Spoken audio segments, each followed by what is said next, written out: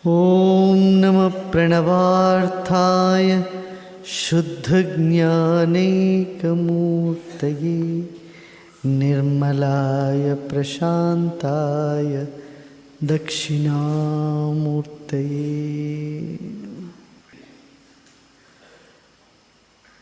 जिस बुद्धि में क्षोभ है वो छोटी बुद्धि है।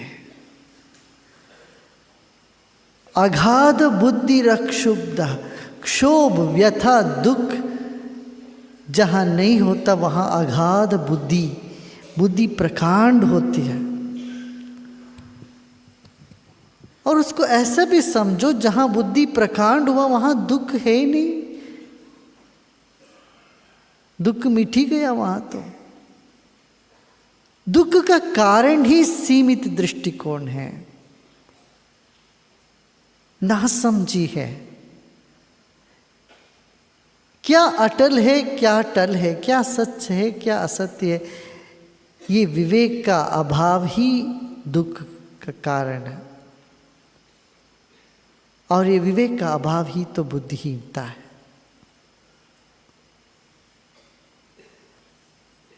चिन्मात्र वासना में वही होते जिनकी अगाध बुद्धि होती है, और जो चिन्मात्र वासना में होते हैं उनकी बुद्धि अपने आप प्रकांड हो जाता।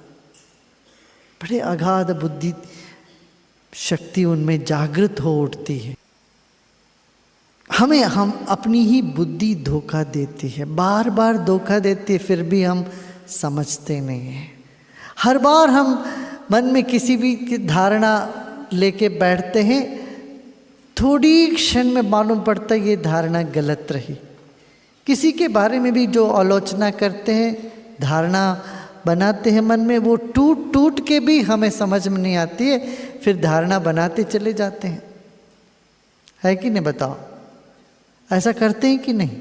हम किसी को अच्छा मानते हैं, गरा बुला मानते हैं, पर हमारी वो सारी धारणा टूटती है, फिर भी हम ऐसे सोच में अपने आप को डालते हुए चले जाते हैं।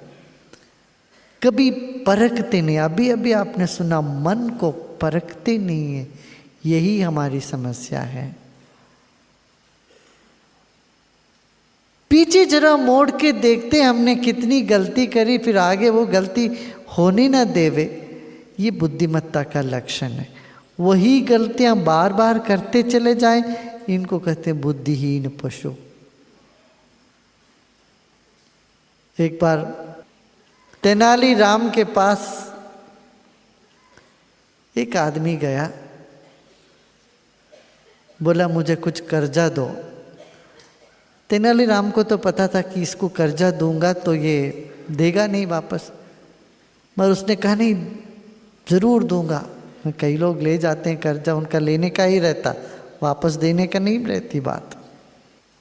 तो तेनालीराम ने कहा तुम तो देता नहीं है। ने बोला नहीं, मैं बिल्कुल दूंगा, 1 महीने में आपसे वो लौटा दूंगा, आप कर्जा दीजिए। तो तेनालीराम को बिल्कुल विश्वास नहीं हुआ, फिर भी कहा अच्छा चलो, दे दिया। उनको दे दिया पैसे जो चाहता था, और विश्वास बिल्कुल नहीं था कि वापस लौट आएगा। कई दान पुण्य कर दिया ऐसा समझ के उसने हाथ धो दी, मगर 1 महीने बाद वो आके लौटाया उसने, उस आदमी ने जिसने कर्जा ली थी। कोई कर्जा वापस दे दे तो भरोसा तो आ जाना चाहिए। फिर कुछ समय के बाद फिर वो आदमी गया फिर तेनालीराम के पास, बोला कि मुझे और थोड़ा कर्जा चाहिए, बहुत ज़रूरी है।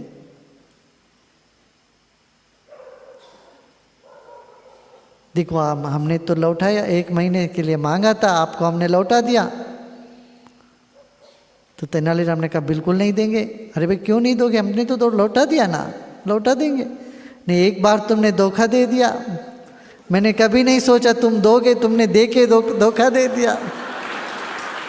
अब बार बार धोखा थोड़ी ना खाऊंगा।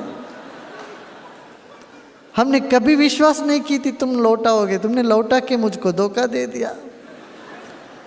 तो मेरी बुद्धि की धारणा बार बार टूट के मेरे को बताती है तेरा बुद्धि छोटी है भाई। गलत जगह विश्वास करते हैं, जहां विश्वास करना वहां नहीं करते हम। अगाध बुद्धि रक्षुब्धा, ऐसे अगाध बुद्धि प्रकांड बुद्धि हो, वो है तुझ में, उसको पहचानो, उसको जानो। जितना हम शांत होते हैं हमारे बुद्धि प्रकांड होता है। बुद्धि शक्ति बढ़ाने का यही एक रास्ता है कि मन को शांत करो, थोड़ा चुप हो, शांत हो जाओ, चैतन्य स्वरूप में डुबकी लगाओ, अपनी ही स्वभाव में ठहरो थोड़ी देर के लिए। देखना बुद्धि प्रकांड होने लगता है, होश बढ़ने लगती है, मन प्रफुल्लित होने लगता है, प्रसन्न होने लगता है। ऐसे मन में परमात्मा का प्रकाश होता है। बुद्धि में ये निश्चय आना चाहिए, मैं निराकार हूँ। ये साकार बदलने वाली है, मगर जो बदलता नहीं है मुझ में, जो हमेशा एक बना हुआ है, एक तारा, एक स्रोत जो बदलता ही नहीं है, वह मैं हूँ, वह आकाश रूपी निराकार चैतन्य मैं हूँ। ऐसे जानने से दोबारा जन्म नहीं होगा। अपेक्षा के आग में जल जल करके भी हमें अकल नहीं आई। थोड़ा शीतलता आए हमारे भीतर, कोई ठंडक पहुंचे, मांग मांग करके, चाह चाह करके, मिला क्या, कितना चाहा, और उस चाह पूरा होने के बाद भी हाथ खाली, जहाँ के वहीं रहे। थोड़ा शीतलताएं, ठंडक पहुँचे तेरे दिल को, तब देखना तुम्हारी बुद्धि भी प्रगाढ़ हो जाएगी। अच्छा, बुद्धि प्रगाढ़ होवे इसीलिए मैं इच्छा छोड़ूं, ये नहीं बनी बात। इसीलिए भव चिन्ह मात्र वासना, एक वासना में ठहरो। बाकी वासनाओं से हमको छुटकारा पाना हो तो एक वासना में तो टिकना पड़ेगा। वो चिन्ह मात्र की वासना हो, चिन्ह मात्र की वासना में टिको, ये कह रहे हैं अष्टावक्र जनक को। जब आदमी थक जाता तब कहता नहीं और कोई जन्म नहीं चाहिए, जन्म ही नहीं चाहिए, ये जीवन ही नहीं चाहिए, बस हो गया।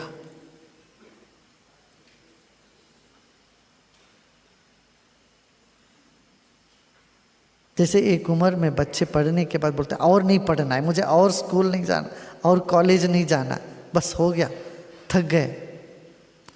इस तरह से जीवन में दुख पा पा करके थक जाता है आदमी, बोलता है दोबारा मुझे जन्म मरण के चक्कर में नहीं पढ़ना है। ये एक भाव बना रहता है जो जल गया आदमी हाथ लगा के इसमें। तब कहते जब तुम चिन्ह मात्र वासना में, उस शीतलता में अपने आप में विश्राम करोगे तो दोबारा जन्म नहीं होगा तेरा। जबरदस्ती नहीं है, तुम चाहो तो आ सकते हो, मगर तुम्हारे लिए कोई जबरदस्ती नहीं, जन्म लेके आना ही पड़ेगा ऐसा नहीं। सारे कर्म उसी वक्त भस्म हो जाएंगे।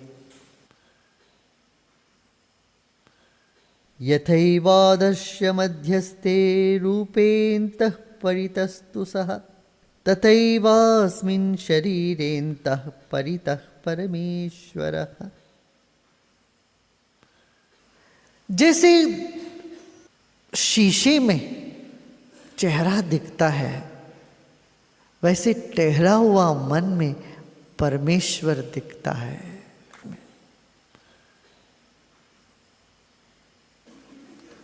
तेनालीराम एक बार सब्जी बेचने गया।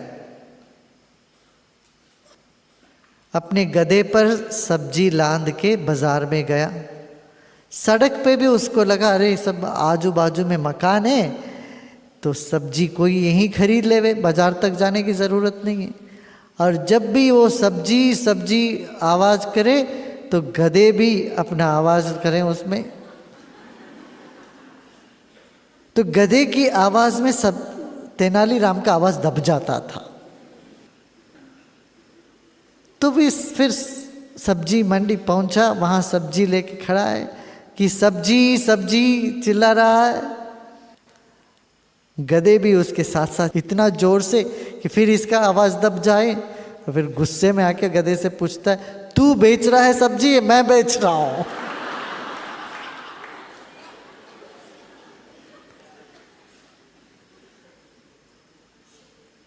हमारी हालत भी कुछ ऐसी है। हमारी अंतरात्मा की आवाज उठते ही मन की अपनी आवाज गदर्भ गान शुरू हो जाता है। इसलिए कभी अंदर की आवाज सुनाई नहीं देती है। गधे बोलने लग गई साथ साथ, आदत हो गया, जब हम चिल्लाते हैं तो मन भी चिल्लाए।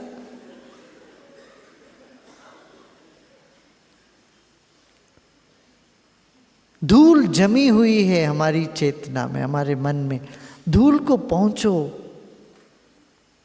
वहीं परमेश्वर दिखता है। मन दर्पण है, उस मन की दर्पण में प्रतिबिंबित होता है परमेश्वर। कहीं बाहर नहीं है, परमेश्वर तुझ में है। हाँ तुझ में है मगर दिखता ही नहीं है। कहाँ दिखता है? कुछ नहीं दिखता। क्यों? धूल जमी हुई है। शीशा होने पर भी उसके ऊपर काला पर्दा लगा रहे तो कहाँ दिखेगा कुछ प्रतिबिंब उसमें। शीतलाश, जो शीतल मन में, ठहरी हुई मन में परमेश्वर का प्रतिबिंब होता है। भाई बच्चों को हम मानते हैं परमेश्वर का स्वरूप। क्यों? उनका जो शीशा है उसमें धूल नहीं जमी। अभी वर्तमान में रह रहे हैं, जी रहे हैं। बच्चे वर्तमान में जी रहे हैं, उनकी मुग्धता में परमेश्वर का झलक दिख जाता है। संतों को ईश्वर मानते हैं, परमेश्वर का स्वरूप मानते हैं। क्यों? संतों का मन भी बच्चे जैसे है, निर्मल, साफ किया हुआ शीशे जैसे होते हैं। ऐसे ही वयोवृद्ध को भी हम मानते हैं। बड़े वयोवृद्ध के पास जाके आशीर्वाद क्यों लेते हैं? उनके भीतर और कोई वासना नहीं है। कायदे से ऐसा होना चाहिए, होता तो नहीं है। सारे धूल उनमें से हट गया होता, उस वयोवृद्ध के हृदय में भी परमेश्वर का झलक पाते। और कुदरती ऐसा नियम है, जैसे जैसे बूढ़े होते जाते सब भूल जाते हैं। डिमेंशिया कहते हैं, वो नया वो रोग है। तुम भूलते नहीं हो तो प्रकृति तुम्हें भुला देती है। सब कुछ भूल जाते हैं। खुद के पति या पत्नी को पूछते हैं, अरे तुम कौन हो, तुम कब से आए यहाँ। बच्चों से पूछते तेरे नाम क्या है। डिमेंशिया कहते, घड़ी घड़ी सब भूल जाना। यदि हम वर्तमान में रहने की कला नहीं सीखते हैं, प्रकृति इस तरह की बीमारियों को ले आकर के हमारे मन को भुलवा देते हैं। सब इतना धूल जम जाए हमारे चित्त पे, हम वृद्धावस्था में भी शांत ना हो पाए, ये दुर्भाग्य है। इसलिए बार बार मन को पोंछा लगाते जाओ।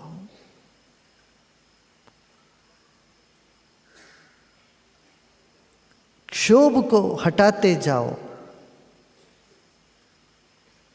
अपने में ठहर जाओ, शांत हो जाओ। ठहरी हुई मन में ईश्वर का प्रतिबिंब होता है। एकम सर्वगतं व्योम बहिरंतर यथा घटे नित्यं निरंतरं ब्रह्म सर्वभूतगणे तथा। पहला प्रकरण का आखिरी श्लोक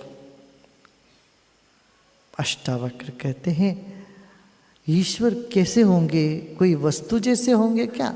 परमेश्वर माने उनके मुकुट होगा, बांसुरी होगी या शंख चक्र होगा या त्रिशूल होंगे, कैसे होंगे परमेश्वर? एक घट के भीतर बाहर जैसे आकाश है, वैसे तेरे भीतर बाहर परमेश्वर है। परमेश्वर से बाहर या अलग तुम एक क्षण के लिए भी नहीं हो सकते हो। परमात्मा से वियोग एक क्षण के लिए भी असंभव है।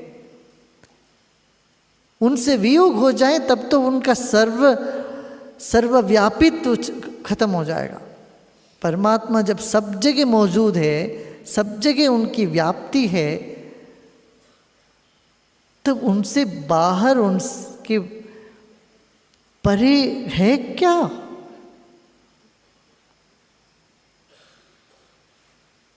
आकाश के बाहर कुछ भी नहीं है और हर चीज आकाश में ही होते हैं। इस तरह से तुम्हारा मन, शरीर, सब कुछ परमात्मा में ही है।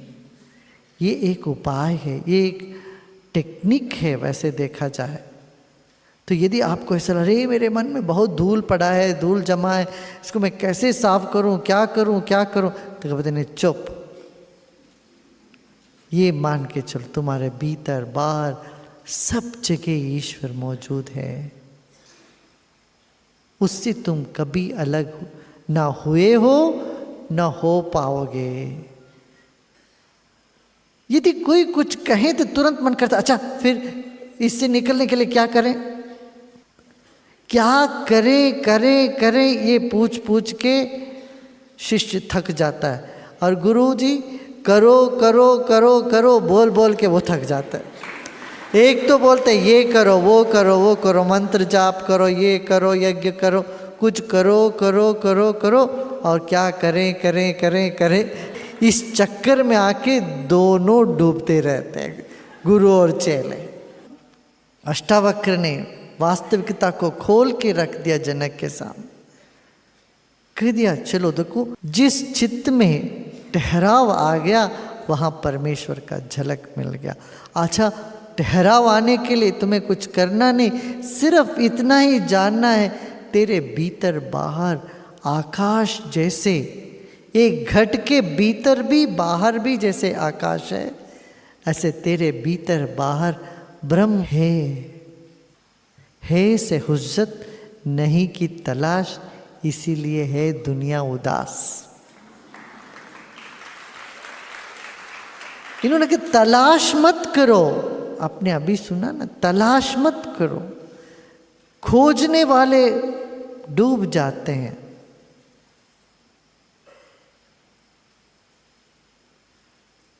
होश में जो जागते हैं वो तैर जाते हैं। खोजो मत, शांत हो, क्योंकि खोजना भी एक क्रिया है।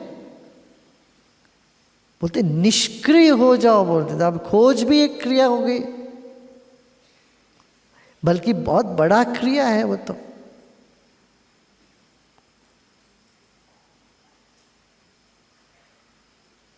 मानसिक, शारीरिक, बौद्धिक क्रिया को ही कहते हैं खोज। हर स्तर पर तुम शांत हो जाओ और जाके देखो, वह ईश्वर, वह ब्रह्म तेरे भीतर, तेरे बाहर सब जगह व्याप्त है। तू भी उसी का है, उसके अलावा कुछ है ही नहीं।